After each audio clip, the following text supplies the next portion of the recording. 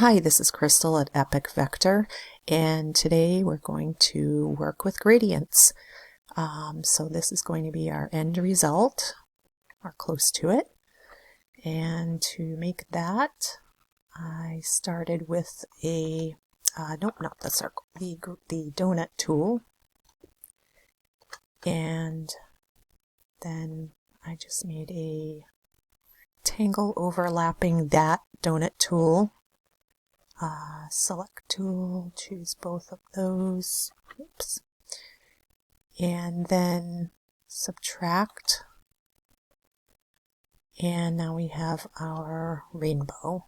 Okay, so we can start by using the fill tool, which is also the gradient tool. You can see if you can just click and drag that tool out, you're going to see the gradient pull out. It's going from light to dark here. So this is just a typical linear gradient, but for this I'm going to use the elliptical gradient. So I'm going to take this center point and drag it down to the middle of the rainbow, bottom of the rainbow, and then rotate these sort of radial node lines so that they reach the top of the rainbow. And this doesn't have to be perfect. Gradients are pretty forgiving. And then I'm going to start with this first node, which will change both at the same time, and click on that. And I choose a sort of between a red and a magenta. And then once we do that, we can click anywhere on the node and start our second color. And then again, yellow, green,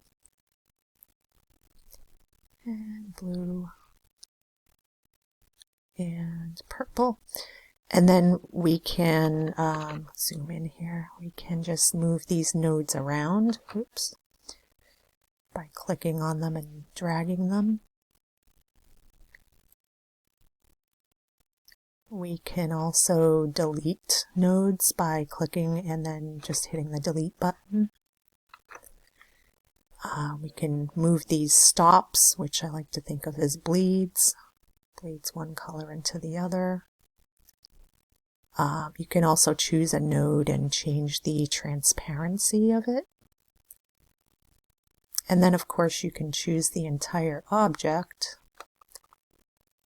I think the recording software is slowing down the functions a little bit here for me, but so we choose the object. You can change the transparency of the entire object.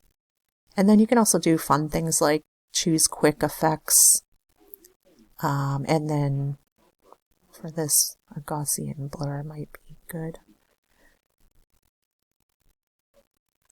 And so there you have it. Thanks for watching.